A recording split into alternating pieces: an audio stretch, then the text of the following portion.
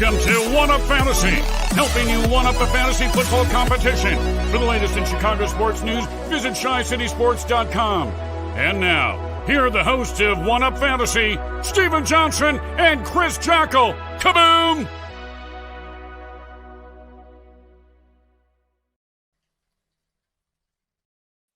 Good evening, one and all. Welcome into another episode of One Up Fantasy here on ChiCitySports.com and the Tape Never Lies Network. I'm Stephen Johnson. He is Chris Jackle. I am exhausted by all means. Welcome home. I am dying today. I think that's the best way to put it. Fresh off of an 8-hour drive from Pittsburgh. Oh, I thought you were with Aaron Rodgers. Jesus. All right, sorry. Oh, God, keep him away from me. I don't need COVID. Sorry, bad joke. Bad joke. But welcome home. Struggle Bus City over there in your neck of the woods, huh? Yeah. Could have been a hell of a lot worse had I just continued drinking following that debacle last night. But, you go with the flow and can't win them all, I guess. My wife's happy. The Steelers fan in the house is happy. But I'll say this. It was a little like Rosie Perez in your ear, I hope, afterwards. Like sometimes when you lose, you really win. And sometimes when you win, you really lose, So I felt like last night it was one of those moments, and it was just like, thank you, Justin Fields. And we were talking before the show, just seeing a Bears quarterback standing in the pocket and just trying to deliver without having to. It was just a beautiful thing. And, if we actually had a head coach that game planned a long time ago, and this much better experience for you, if I'll say, But, I'm glad you went. It sounds like it was a good time. You saw a hell of a game. Good for your wife, But. Yeah, I mean, because there was a solid 4 minutes there where she wouldn't even say a word to me after Mooney caught that touchdown, and I'm like, all right, well, this is going to be a great night. But Bryce, I feel you, Bryce. I like what you're saying down there. It would have been nice to get the win, though. I mean, what the fuck? I mean, shit, we play to win the game, But I don't disagree. Seeing Justin Fields make those leaps and bounds over the last 3 weeks has just been tremendous. Yeah, fantasy impact included. Which we talked a little about here. We could kind of segue into that, just briefly touch on that, with his relevance. 2 weeks in a row, he's got over almost 650 to all total yards. Fantasy points alone, he's got some touchdowns. He's there, I think, right? Like he's top 10 2 weeks in a row, I think. What are your thoughts? That's the crazy thing about this is over the last 2 weeks, Justin Fields is the QB3 in the league, which is crazy to think. He's behind Jimmy Garoppolo and Justin Herbert. Jimmy Garoppolo has been a monster himself. My savior. My savior. With the way that he's been playing. Really, you look at the top five overall in terms of what their average points per game are, and it's an interesting list. It's definitely an interesting list. Obviously, Tom Brady and Lamar Jackson up there as well, but it's like you mentioned, being able to see him put it all together, standing back there in the pocket, and being more willing to take off with the ball as well in the correct situations. Seeing everything come together for him is really turned a new leaf for him. And you look at the back end of the schedule for the Bears and what it sets up as for Justin Fields as a fantasy quarterback. It's relatively promising. You have Baltimore. They've been struggling over the last couple weeks. Then you follow that up with Detroit on Thanksgiving. Arizona, who's looked a little lost without J.J. Watt there since his injury. Then you get at Lambeau against Green Bay. And then it's the Packers. You just hope. You hope. And then Minnesota, Seattle, New York Giants, and then Minnesota again. There's really not a game there in this back half where you think, oh God, what's happening? It's a lot of football too. It is, and it's against very promising matchups from Fields' end in terms of the progression that we've seen, and against teams that have struggled against the run and against running quarterbacks. And so the question, and I know we talked about this a little bit before the show, is where you kind of rank him. Is he in that QB1 territory? Is he a borderline QB1, QB2? Is he a little bit further down just because you can't necessarily trust the coaching staff to do the right thing week to week? I mean, hell, it wasn't really until the second half that we saw things go the correct way for the offense. And so there's all these questions. So where is he at in your mind right now? Well, the X factor for us is fucking Nagy, so Right. I'm going to say fire Nagy. Let's get that out of the way. Let's get rid of this fucking bum, and with Nagy gone, Justin Fields looks a hell of a lot nicer. With him there, he still looks fantastic. Top 10, like we talked about the last 2 weeks, fantasy relevance is phenomenal for anyone, let alone a rookie who's playing in its fourth and fifth game, I believe. I could be off on my numbers. Sorry. But I think he comes off the bye week in a top 15 kind of category. And that is awesome for anyone, really, because he's still out there in like 81% of the leagues. Right. So you have a real chance to go get a guy that top 15 quarterback week 11. That's nice to be able to throw out there if you're dealing with, like, say, Kyler Murray's injury kind of lingers, or, just re-injures himself, or you've been streaming all day long and you've been riding the Jimmy Garoppolo train. And next thing you know, he just, falls off. Jimmy G.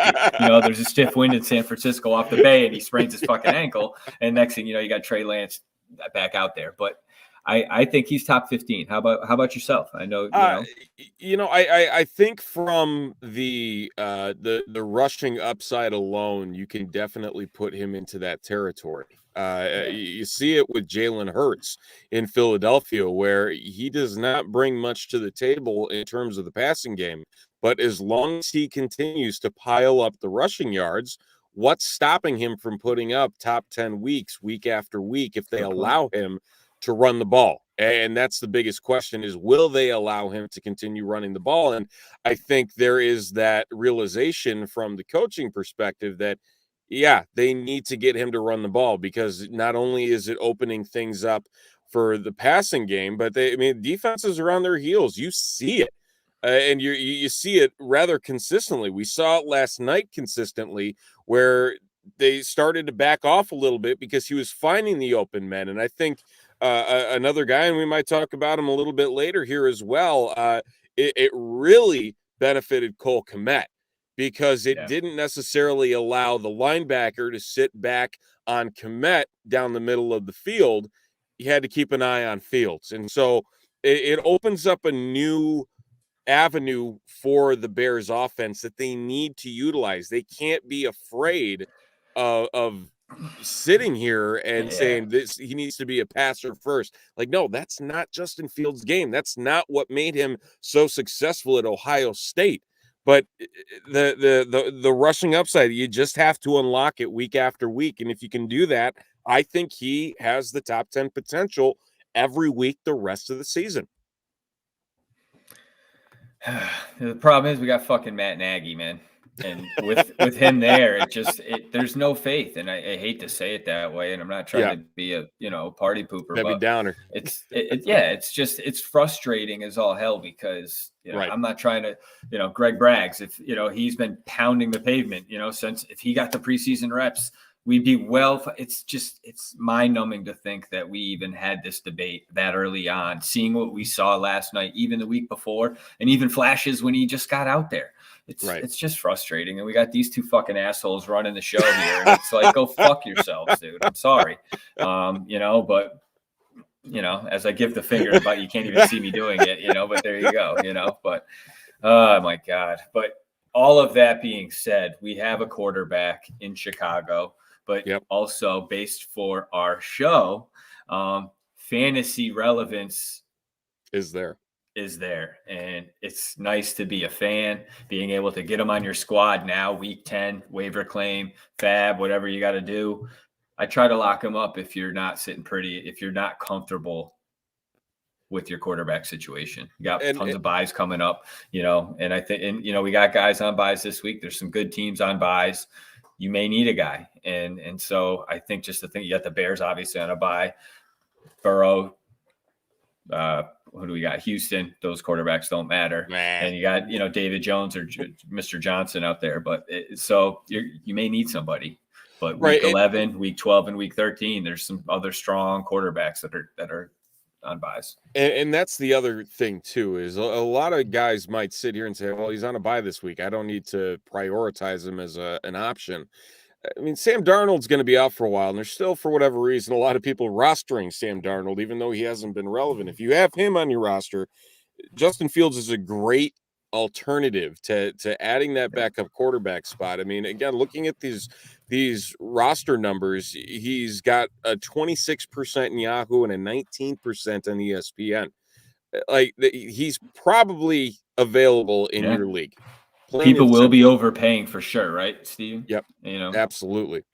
And so it comes down to, you gotta strike while the iron's hot, and don't necessarily wait it out either. The hype might be there, but I think there's a little bit cooling of it in the fact that the Bears just don't play this week. And obviously everyone hates bye weeks, everyone hates injuries, and I think there's a fear out there just for the fact that there's been so many extremes with both of those things this year that it's like, okay, well, I don't want to pick up a bye week guy. I can't do that. I need to have an option this week in case something goes wrong. This is where you sneak him in. This is where you grab him. It's pure freaking opportunistic. Yep. It's great GMing for a fantasy squad. It's like foresight 101. You always look at the bye weeks once they happen because they're not at the top of the list for projected points and all the other shit. And people typically just go there, and if you don't click and you try to maneuver through that to see who's available that's not playing, you're doing yourself a disservice. And, I'm glad you brought that up, Stephen. That's a really good point. For newer people that just don't realize that, you can do that on the app and look to see who's in a buy and find out, oh shit, maybe I could actually save myself some money here and throw in $20 less or what, be like me and have $13 going into week 10. But hey, sitting over there in second place, but what are you going to do over there in the TTNL league division? I don't even want to look and see what place I'm in the TTNL league. I know I lost. It's not pretty. I am 4-5. I'm just gonna let that sit because I've seen 4 and 5 alone is like killing 7-2 over here, just so you know. I'm sure you're very proud of that. And I just fucking dog walked Logan out in the Philippines, so I hope that fucking water's a little chilly over there this morning. I'm in 7th, so I'm not doing too hot. Oh, I'm tied with Claudio, which that's the last thing I need. So, you, Claudio, if you see this, I'm thinking of you, buddy. And Ralphie over here, he's trying to always throw salt in my game in the chat. He's always like, fucking Jackal, he's the most lucky fucking guy out there. I'm like, well, this lucky son of a bitch is 7-2, second place, baby. Karma. All right, let's do a little. And one other guy, before we're talking about guys taking advantage of situations, Justin Fields obviously is doing that. Yep. Going to shift out west. Arizona. James Conner. Got Mr. Edmonds out with a high ankle sprain. I think it's something that, he's obviously rostered on a lot of teams, James Conner's, but he's a guy that I think you may pay through the nose to get him, because he's hot. He's dominating right now. He's tied with Derrick Henry for total touchdowns. Total rushing touchdowns at 10, but he's got 11 on the year.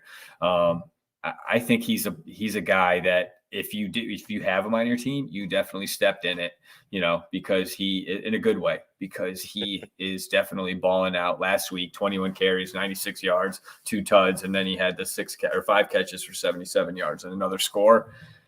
A nice little schedule. They got week 10, they play Carolina, they play Seattle week 11. Then they have that bye.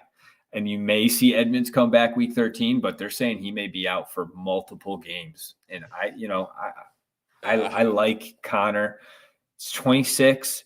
He had some injuries. He's a cancer survivor. I fucking love him. He balled out in Pittsburgh, sorry.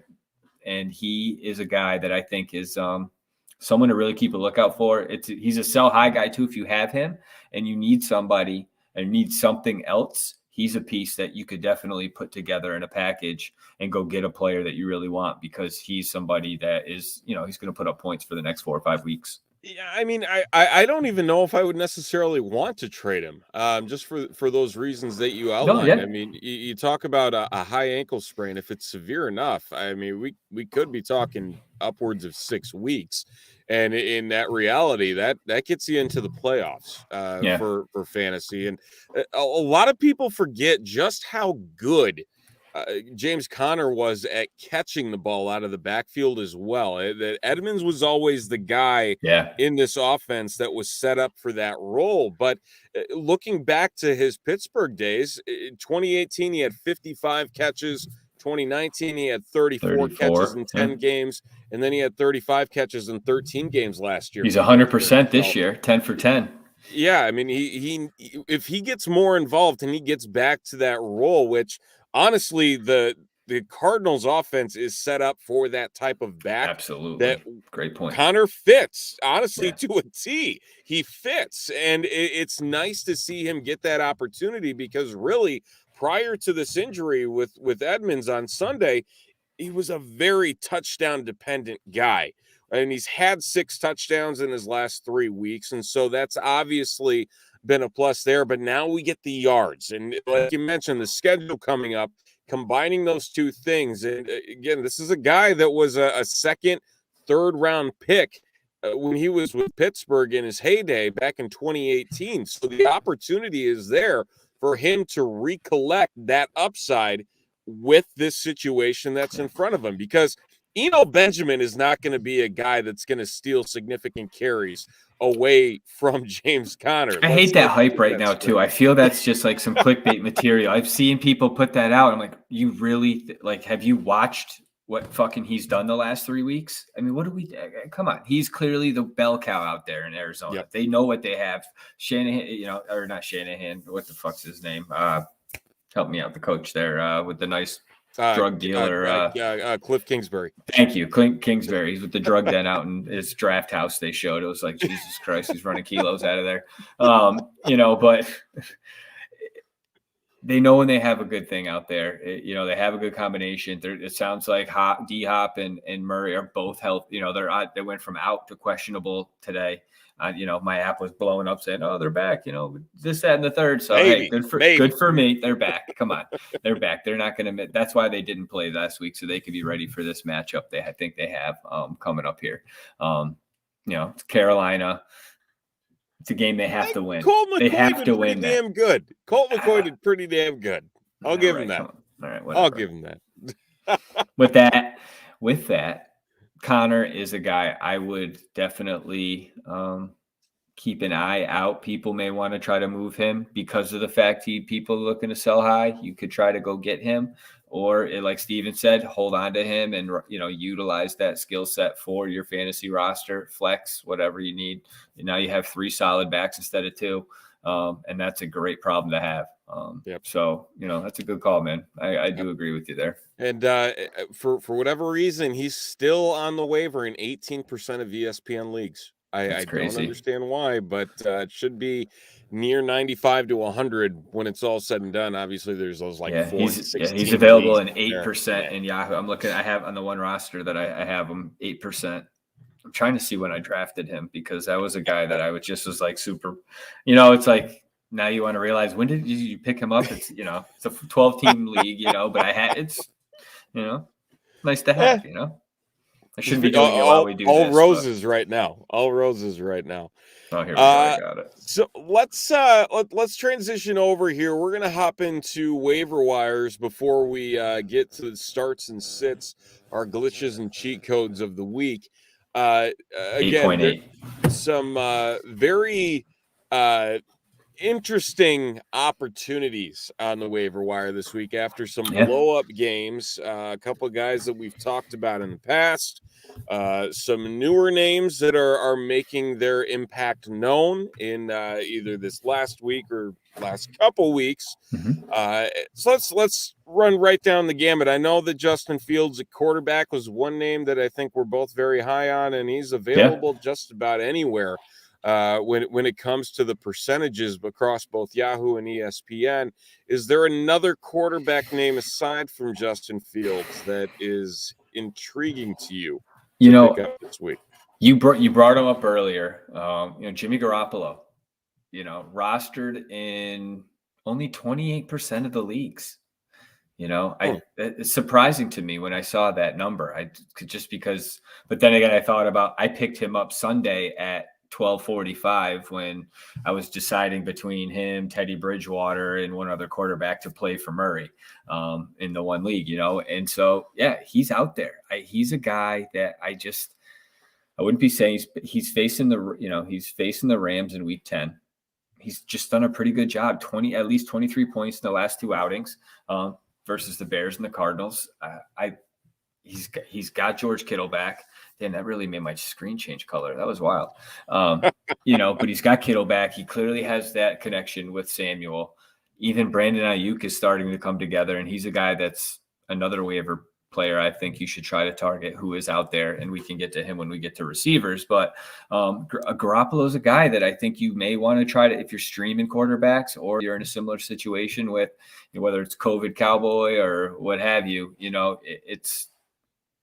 he's a player that I would target. There's a couple other quarterbacks that you really could kind of go after. If Trevor Lawrence is out there with rostered in, about 50% of the league. He twisted his ankle. But he's putting up over 17 fantasy points over the last, I think it was 3 games. So he's coming together. It's another rookie. It's tough, but you're looking to try to fill a gap with respects to your, an injury or bye or what have you. A couple of young bucks you may be able to get, or an old guy like Ben Roethlisberger, who, that wasn't necessarily fantastic, but he's out there, and as you saw last night, is able to still sling it and put up some points when they need to. So, and he's got the weapons. Absolutely. Going up against Detroit, I really like Big Ben this week as a plug-and-play option. Yep. If you do need to start somebody up there. As we all know, Detroit's defense, Detroit in general, not looking too hot there. By any means for what they have on the table. Another guy, I go back and forth with him almost weekly, but the way that his schedule is setting up here down the stretch, I really, really like it. That's Mac Jones. He hasn't really been that great the last couple weeks going up against the Chargers and the Panthers, but now he gets the Browns, then he gets the Falcons, and then he gets the Titans. And those are 3 passing defenses that really aren't that great. So the opportunity is there for him to turn things around. Not as high on him as some of the other options, like you mentioned, Jimmy G and Roethlisberger, and even Teddy Bridgewater, who I think is currently around 25% rostership. I left him off my list because I streamed him last week and he fucked me. So I was like, I'm not going to shout him out at all. So I just said, screw that. Hey, they had a hell of a game against the Cowboys. The week before that, he didn't do all that well. So yeah. Whatever. Couldn't walk and chew gum that game, so fucking dead to me. Anger. What are you gonna do? That's what the weed's for. But who's listening? But there's definitely some decent matchups. Not necessarily guys that you want to rely on for the remainder of the year at quarterback, but at least plug and play options for week 10 to get you through any bumps in the road. If you got guys like Joe Burrow that are starting on your roster, or if anything else were to come up, Aaron Rodgers doesn't play again for all we know. He said he's dropping hints there might not play. Oh, I don't know. I don't want to hear. Rodgers is playing. I'm annoyed. I am that fucking annoyed. that fucking jerk. Sorry, I was going to say inappropriate things on the live radio. You're already there. So, but no, he said it today that I should be cleared on Saturday with the intentions of playing on Sunday. Sang a much different tune after he fucking took all the tongue lashings that he deserved after he went on McAfee show on Friday. And then he came on and was all apologetic and more about other people than himself. Imagine that. You fucking clearly looked in a mirror over the weekend, but nonetheless, I fucking gets me so frustrated. Good times. Fuck that. Good cool. times. John Wick. And he got fined like $15,000. Oh, fucking boy. Thanks, Raj. You're doing a fucking bang up job. Not to mention the fucking referees that suck a fucking fart out of my rear end right now. So much anger. You were there. I don't know how you didn't run on the field and tackle somebody. I did. You didn't see the extremes of it until you got back and saw the replay and saw the broadcast and the ESPN guys talking about how bad it was, and then you're just like, what? That illegal block. I mean. Whatever. I mean, I got fucking yelled at because I was yelling in the living room. I had woke up Cannon upstairs and Charlie came. It was just, I was waking everybody up. I was so. Way to go. Way to go, what? Dad. Matt Nagy does that shit to me, and then the Bears do that to me. And then I stood up the whole second half. That's how you know you're in the, it was one of those moments where you're in your living room, just standing up in front of the TV, just watching. It's like, oh my God, let's go, but hey. Absolutely. Fantasy. Where are we? Running backs on the waiver wire? Yeah, let's talk running backs. Okay. Who do you got? Jordan Howard is still not that noticed on fantasy rosters, and I'm not sure why, because for the second straight week he's scored a touchdown and he's gotten a decent amount of carries. This is production that you need to take advantage of, especially in such a shallow position, or what's turned into a shallow position over the course of the year. He's going to get at least one more game with these opportunities. And it's up against Denver. Denver's defense has been relatively decent, but you can't go wrong with the fact that he's getting this production and he's getting these opportunities. One other guy I'll plug in here as well, Dante Foreman. I think he's probably going to be getting some more opportunities. 100%.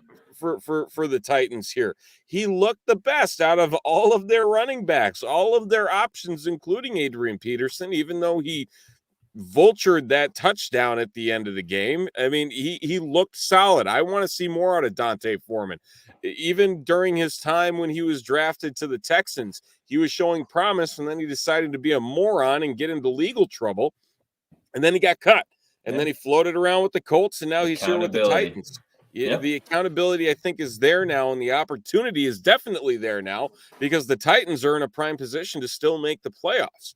And they're going to need somebody, and Foreman could end up being that guy. And so those are my two for the week at running back. He's 25 years old. He's a young kid. He's only been in the league 4, like you said, and it's like he had some spurts with the Texans where you were like, wow.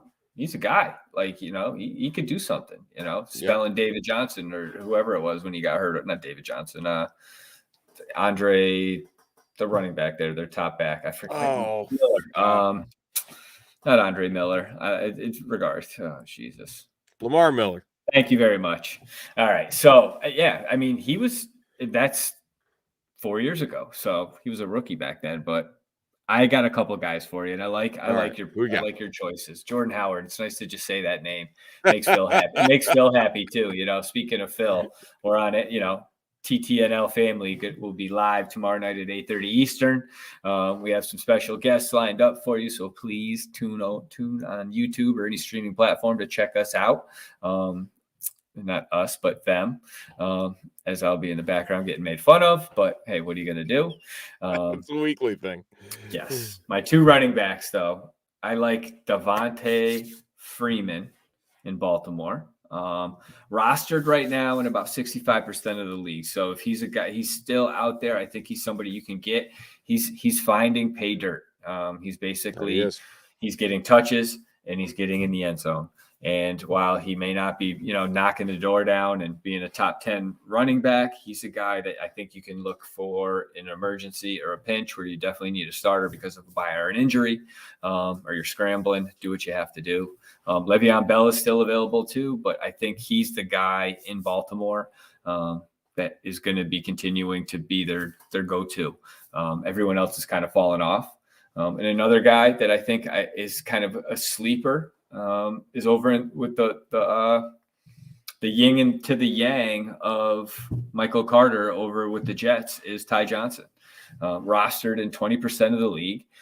He has been back-to-back weeks where he has he's done pretty well. He's had 15 catches in 2 weeks. I think he's somebody to keep an eye on. He won't cost you much money.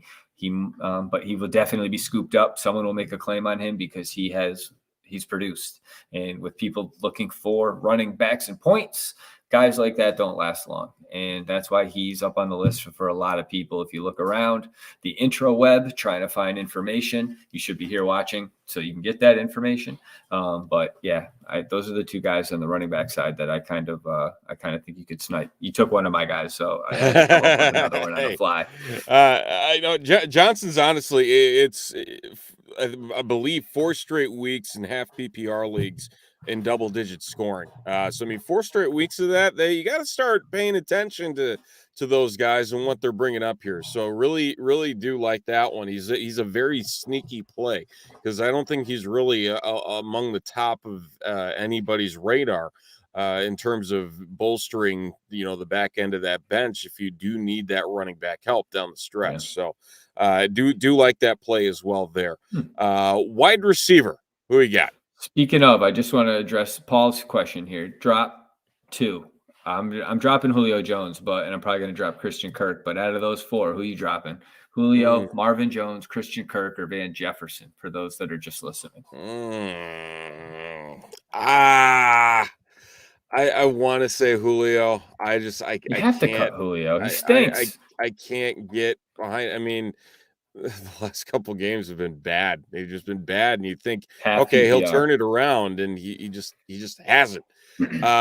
So Julio, did they try? And I'll say this: Stafford forced the ball to Van Jefferson in that game. Yeah, he does. They were definitely trying to get him the rock, and he had a ton of targets. And in that offense, I mean, that's what you want. So it just didn't necessarily give you the results. But I'm thinking Kirk and Julio on my side. What about you? Depending on the severity of Lawrence's injury, and that's going to be the thing to keep an eye on. I don't know if I trust CJ Beathard to get Marvin Jones the ball.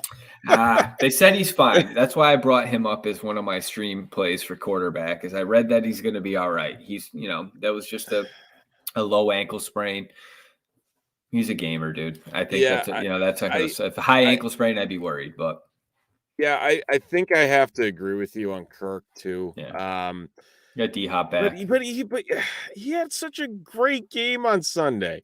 I know. Like that's the problem. I don't know. I hate the boom bust of Marvin Jones. I don't know what it is, but like he's irritated me back to his Bengals days with just how inconsistent he's. I'm saying Marvin Jones. I can't deal with the inconsistencies. Jones and Jones. Cut the law firm or whatever you want to call him. I like it. I'm just looking up his numbers because I have Marvin. They haven't been great lately. I don't 5.1 on 5 targets, 8 targets against Seattle in week 8, 8.5 points. They had a bye week 7. Week 6, he had his 10 targets for 7 catches, 100 yards, and a tutter for 23. And then he was 3.5, 5.4. And then he was 12, 17, and 18. He's just so volatile. Yeah, he's definitely up and down for sure. Great best ball play. But okay. I don't know. Then you might have just talked me out of that. Maybe I'm keeping Kirk, and we'll go John. All right. So this is why we talk it out. This is how things should be done. You may not see eye to eye, but you communicate. You use your words, and you don't lie, right, Aaron? And then So, anywho, we're talking wide receivers. Yeah, who we got? Let me get to my little cheat sheet here because I don't remember who we were just talking about. Well, I brought him up earlier. Brandon Nyuk, rostered 50% of the league. He had his breakout week 9 against the Cardinals. And then he had 6 catches, 89 yards, and a touchdown. He's got 15 targets in his past 2 games. This is what we saw as a rookie. These were the types of numbers. He only had 1 game with more than 10 PPR points prior to facing the Cardinals. So it was been a long time coming, as we've talked about. But he's now a weekly play, I think, for fantasy. I think he's a guy that you're going to want to try to invest in down the stretch here to get you to the playoffs. he's just one of the players that I kind of like in this situation. And it equated to my whole feeling about Jimmy G. I like the stack. I've always done that. It's just, that kind of, if you could get a nice little stack at this point in the game, not bad. Might cost you a little bit of bread, but it could pay off for you and get you to the playoffs, or even kind of get you to where you need to be and make you win you some money this year. And, it'd be nice to hear from some people at the end of the season, and maybe some of our moves actually paid off. And then the last guy is Elijah Moore. It's his time. We've talked about Rashad Bateman so much. I want to switch because he's another dude. I could just continue to pound that drum because he is each week he's increasing just a little bit, and not like huge numbers in terms of production, but he's better each week. He's just getting those reps with Lamar. But no, I definitely like Elijah Moore. It's a guy that I targeted, late in my own drafts. But, with that being said, Corey Davis has been crap. He's supposed to be back week 10, but 6 targets in the last 3 games. That means 18 targets in the last 3 games, and that's awesome, I think. And you're seeing that with the points there, especially last week. He was up I think he had like 32.8 points. That's awesome. Yeah, he had a hell of a game, and just watching the separation that he was getting past the Colts secondary was something to behold, and I think it really opened a lot of eyes just based on the overall snap counts that Moore has been getting lately, which hasn't necessarily been the most promising thing out there, but again, I mean, you can't doubt what type of production he's getting on the field. So you had Ayuk, you had Moore and Bateman. I was gonna say Bateman just because, but I said him last week also. So yeah. I left him. I just kind of brought him up. So maybe I cheated, and I just kind of was like my 2B. No, but okay. I like those 2 guys. A guy that, and I just want to piggyback you from last week, was Agnew. I thought that was a great guy that you suggested. Wasn't it Agnew, or is that 2 weeks ago? Yeah, no, it was Agnew. He's just sneaky, and the point that he is going to be the slot guy for the Jaguars, which still doesn't make any sense to me. They put him there, and it should be Laviska, but they're not going to use Laviska. Yeah, he's a guy you should cut, by the way. The pain. Yeah. So who do you have for wide receivers, Mr. Johnson? I really like Donovan Peoples-Jones with Cleveland. He might not get the hefty amount of targets that you want out of a wide receiver, but at the same time, he has that breakaway speed, and we saw it on display in a 60-yard touchdown from Baker Mayfield against the Bengals on Sunday.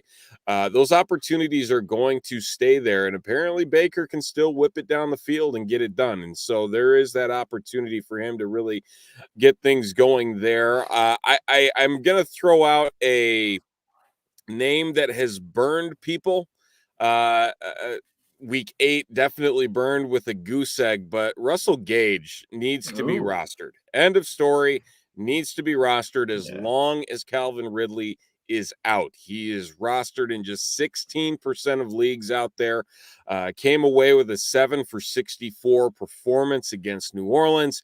Now comes up against Dallas, has Jacksonville, Tampa, and San Francisco, and Detroit on the back end among the games left. That's and so the time. Opportunities are there for Russell Gage to be a solid performer down the stretch if you do need a wide out there. I still don't know what happened against Carolina that he couldn't catch a pass, but the fact that he bounced back the way that he did and he got the targets from Matt Ryan, I think he's going to be the guy that's going to step into that role that will help get some of the attention off of Kyle Pitts, because obviously defenses are really honing in there, but go get Russell Gage. Keep throwing to Patterson. Yep. Or Patterson too. You got question for you. Do you have his targets for the goose egg there in front of you? Do you know how many targets he had? He had 0 targets. Oh, he didn't even get open. He didn't even get a look. He didn't even get a look. It was just a straight up goose egg in that game. So before that, Miami, he had a 4-catch, 67-yard game and a rushing touchdown. And then New Orleans having the 7 for 64 for 10 yards and half PPR leagues there. So opportunity is there. The opportunity is there. So you got to take it. Tight end, it's a pretty shallow pool. once Someone again, coming back from injury, though. There's a guy, I think That's- you got Logan Thomas coming back. I Yep. think he's a guy you could target at, rostered 50% of the leagues. They were hoping he'd come back week 10. It looks like, coming back for that week 10 matchup. Out since week 4 with a hammy, though, so I'm hoping he was the dude, where he was leading in fantasy points, I think, for the first 2 weeks. I could be completely wrong, but I think it was either him or Gronk. But for the, I think he had 11 catches for 121 yards or whatever it was. I don't know if you have it in front of you, but trying to pull it up. Okay, but yeah, no, I like Logan Thomas. He's got Tampa, Seattle, Vegas, Dallas twice, Philly twice in that week's 10 to 17. So long term, he's a top priority, I think, for fantasy in terms of tight end. I think he's a guy you should go try to get. Yep. And one guy I know we talked about from a Bears perspective. Wow, Justin Fields. Cole Kmet. Cole Kmet, yeah. I was relatively surprised with his 6-catch, 87-yard game. And he broke out and had some really impressive catches down the field to the point where it's like, okay, is he finally figuring it out? And I think, like we had mentioned earlier, the fact that, Justin's taking off with the ball and it's kind of isolating that linebacker that's normally on Kmet, that's only going to help him moving forward. That's only going to be a positive for him.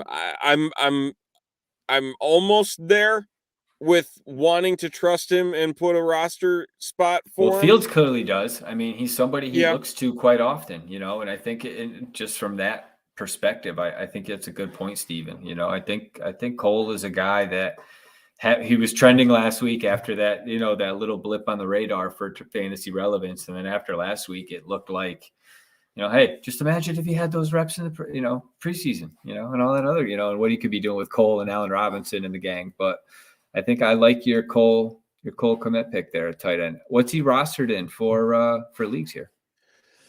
Oh, you would do that to me. I thought you had it right. I'm an asshole. I'm sorry, Mr. Johnson. No, Yahoo 20, ESPN 13. Okay. So Jesus, he's available, basically. Right. Yeah, he is available. And another guy who's available, and I'm going to continue to beat this drum, and Pat Freiermuth. He's still under 40%. 41 on Yahoo, 33 on ESPN, and then he comes out and busts out another big week against the Bears, unfortunately against the Bears. But again, you can't go wrong with that type of production, and the fact that Big Ben continues to stare him down and give him the opportunity to score. It's only going to get better down the stretch here for the rookie. So as long as he's under 50%, I'm going to continue beating that drum. You should. You definitely should. And he looked like the guy last night, Yep, absolutely. I might have picked him to score a touchdown or two in the old FanDuel. Might have cashed in on that a little bit. So hey, there you go, Mr. Get some lunch money for the day. Just for the next Thursday night game to just waste. But whatever. What are you gonna? $10 That's here, how it always goes. There. Hey, what are you gonna do? Exactly. Starts and what do you got? Some glitches and cheat codes? What do you want to do? Yeah, let's do some glitches and cheat codes. We'll wrap it up here with the starts and sits of the week in week number 10.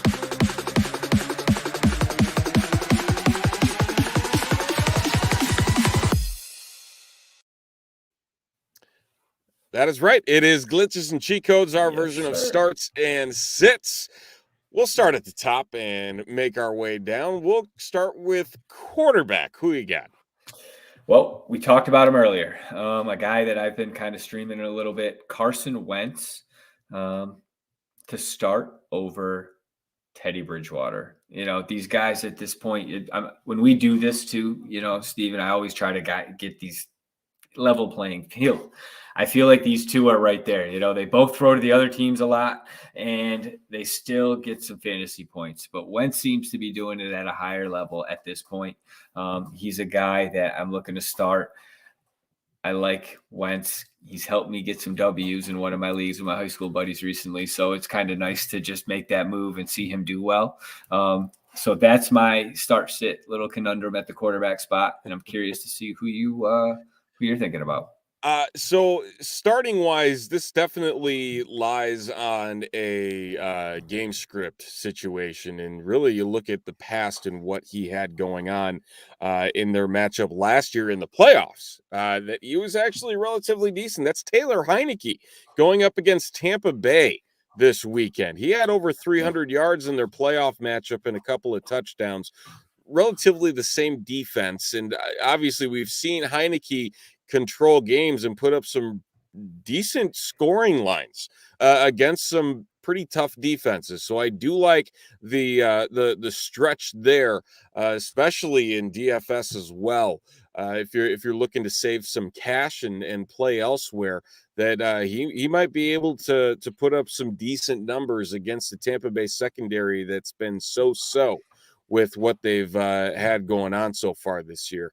As for the sit, I liked how he came out on Sunday and beat up the Bengals, but I think Baker Mayfield is going to hit a wall against the Patriots. There's just something about it I don't like. And again, we don't know how severe that injury is. If Chubb sits because of the COVID situation, they're going to have to rely probably more on his arm. And I don't think they're going to be able to get it done against New England by any means there. So not the biggest fan in that regard for that matchup. Running back. I don't want to go back to the well, but I'm going to go back to the well. The Washington Buccaneers game, Leonard Fournette.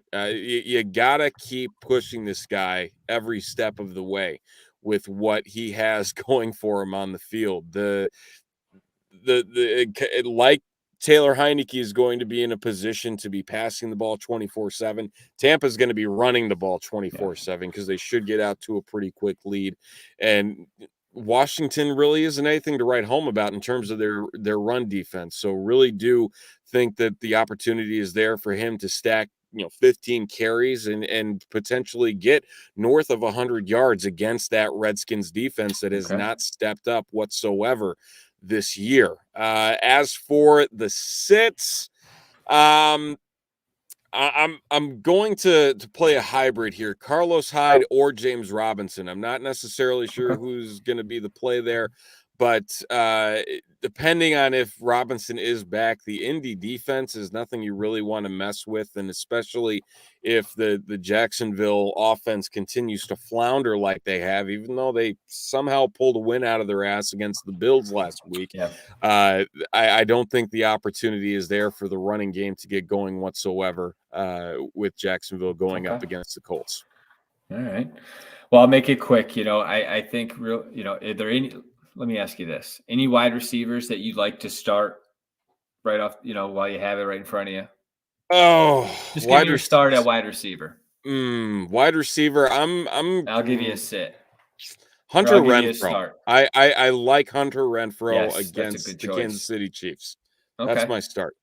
I took an easy way out, and I'm just going to follow that. I said sit Robbie Anderson. I said it last week also. I think he's a guy that we were hoping that was just kind of fake news and that Robbie Anderson was actually going to produce with Sam Darnold.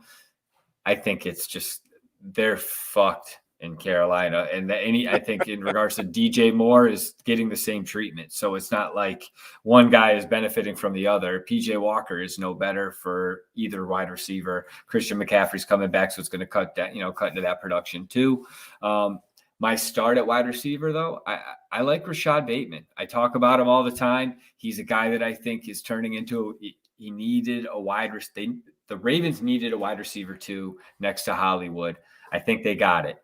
I didn't know if they were going to try to jump into the OBG sweepstakes, OBJ, not OBG, but he's a guy that I think if you desperately need another wide receiver, he's a guy that's still kind of out there, which is kind of crazy. But at this point, he should be rostered, and he probably should be starting. I think he's the second best rookie wide receiver at this point behind Jamar Chase.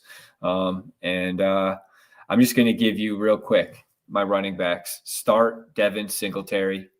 I think they're going to be pissed off coming in against the Jets. I think they're going to want to pound, they're going to pound that rock. I think and if they get up on them, they're going to end up having, they're going to run the ball. Everybody was high on Zach Moss. That's who they wanted.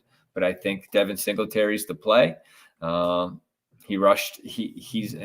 He's rushing more better. His statistics show that he is definitely demonstrating the Bills are going more with him over the last 2 weeks.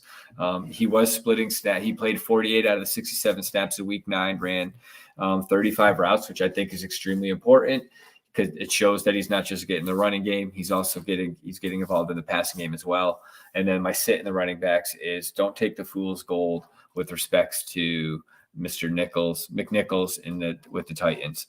Don't get involved. Stay away. If anything, you can play AP, but Dante Foreman is another guy. But sit McNichols regardless. If you grabbed him, I'm sorry, you just gambled wrong and lost. Yeah, you could probably cut him and move on.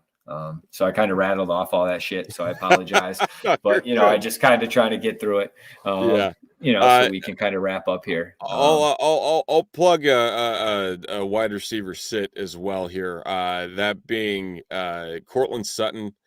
My guess is Darius Slay is the guy that's on Sutton on Sunday, and you don't want to go up against Darius Slay this year. He has been so damn good at defending opposing wide receivers and shutting down wide receivers that whoever that he ends up following around the field, like I said, probably going to be Sutton because Judy likes to sneak inside every once in a while.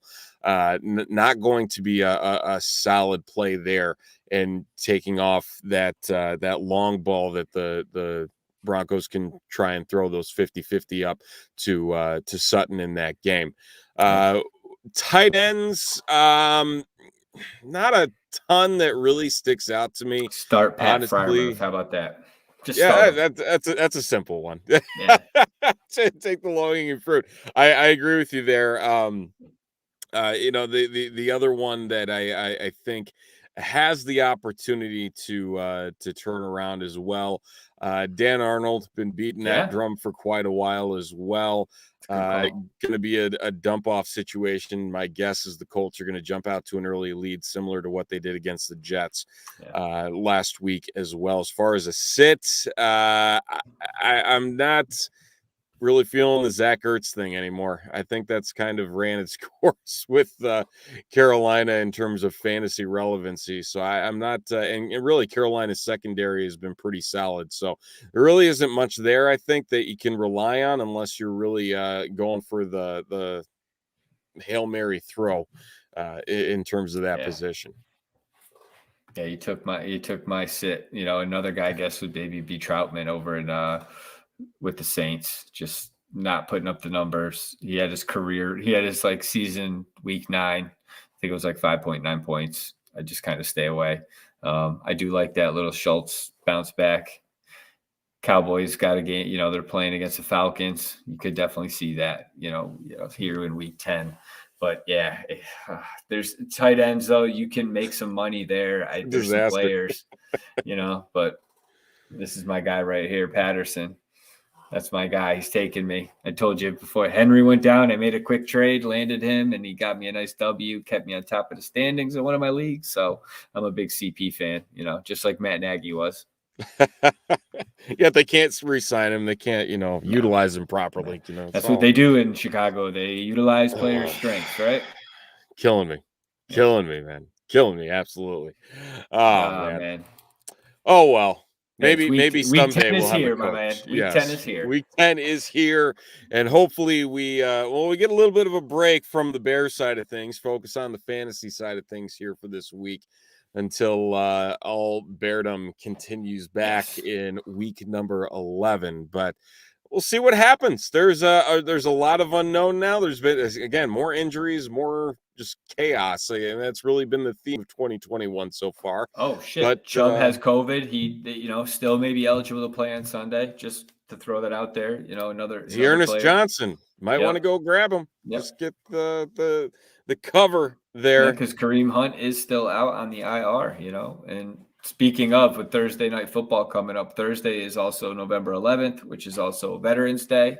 Absolutely. So just to any veteran or current or, former or a veteran, I just want to say thank you for keeping our freedoms where they are and keeping us safe at home.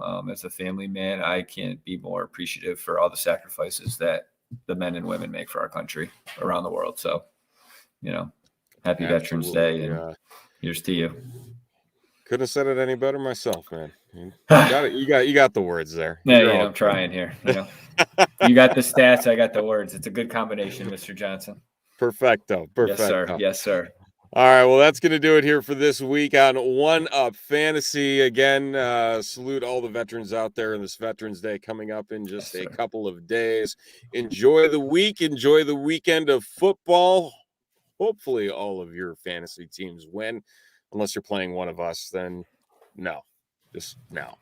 But nevertheless, we'll be back next Tuesday night, same time, same place, 9:30 Eastern, 8:30 Central on ChiCitySports.com and the Tape Never Lies Network with more One Up Fantasy. So have a wonderful rest of the week, and we will see you next week. Take care, everybody. Take care, everybody.